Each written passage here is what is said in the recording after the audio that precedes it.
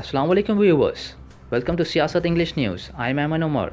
The Telangana government will be offering free diagnostic services to poor people at government-run hospitals in 19 district headquarters in the state from 9th of June. These diagnostic centers can conduct 57 types of tests, including some specialty and expensive tests which were conducted in corporate hospitals and 3 major government hospitals in Hyderabad. The tests to be conducted at diagnostic centers include COVID tests, blood and urine tests, and the tests related to diabetes, hypertension, cardiac ailments, orthopedic, liver, kidney, thyroid, and x rays. The Telangana cabinet will meet on Tuesday to discuss various key issues, including the COVID 19 situation and the ongoing lockdown. Telangana Chief Minister K. Chandrasekhar Rao will chair a crucial cabinet meeting on 8th of June to take a call on extending the lockdown, whether to provide further relaxations or not, and measures to be taken to check the spread of COVID 19 cases to plan an effective vaccination strategy. The cabinet will also discuss the strategy to be adopted for combating a possible COVID 19 third wave. It will also discuss steps to improve vaccination, agriculture, irrigation, among other issues. A final year BTech student in Hyderabad has come forward to assist in conducting the last rites of those who succumbed to the COVID 19 virus in Telangana amid the disastrous second wave, which has led to a sudden spike in the state's death toll. Zishan Ali Khan, who works with the NGO Youth Welfare Organization, claims that he, along with other volunteers, has so far performed the last rituals of over 1,800 people across the state.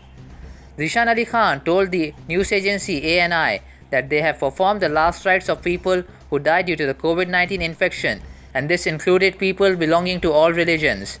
Till now, they have done more than 1,800 funerals from different parts of Telangana. The student said he could not bear to stand and watch bodies of COVID 19 victims lying unattended by relatives because of their fear of contracting the coronavirus themselves. Delhi Chief Minister Arvind Kejriwal on Sunday asked Prime Minister Narendra Modi why the doorstep ration delivery scheme by his government was stalled by the centre and appealed to him to allow its implementation in the national interest. He said that the scheme should be implemented across the country in view of COVID 19, otherwise, ration shops will act as super spreaders. Kejriwal questioned if pizza, burgers, smartphones, and clothes can be delivered at home, then why can't the ration be delivered at their doorstep? He alleged that the centre was fighting with everyone, including West Bengal Chief Minister Mamata Banerjee, Maharashtra, Delhi, and Jharkhand governments, farmers, and the people of Lakshadweep. Mega superstar Dilip Kumar, who on Sunday was admitted to PD Hinduja Hospital in Khar, Mumbai, has been diagnosed with bilateral pleural effusion and is currently on oxygen support in the ICU ward, though his condition is now stable. The megastar was admitted to the hospital as he was having difficulty in breathing for the last 2 days. Dr. Jaleel Parker, the pulmonologist treating the actor at the hospital, gave the health update and said veteran actor Dilip Kumar has been diagnosed with bilateral pleural effusion and kept on oxygen support in ICU ward.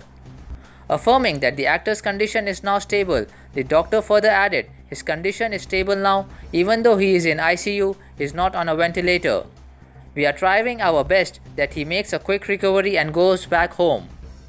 A correspondent for the Qatar-based Al Jazeera news channel was arrested during a protest in the Arab neighborhood of Sheikh Jarrah in East Jerusalem.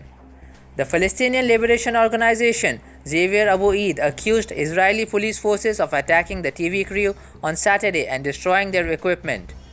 A spokesman for Israeli police said that the correspondent had physically attacked security forces while they were trying to break up the demonstration and that she had refused to identify herself. However, video footage of the incident shows that Jiwari Buderi was wearing a vest with the word press on it. According to the police, residents pelted security forces with stones and firecrackers during the protest. In a statement, Al Jazeera said that the journalist was released from custody hours after her arrest.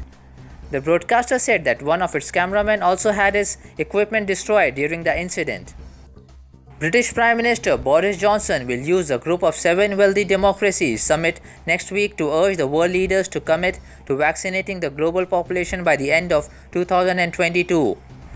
Johnson is expected to stress the importance of a global vaccination drive when he meets with fellow world leaders on Friday in Cornwall on the south coast of southwestern England for the first face-to-face G7 summit since the pandemic hit.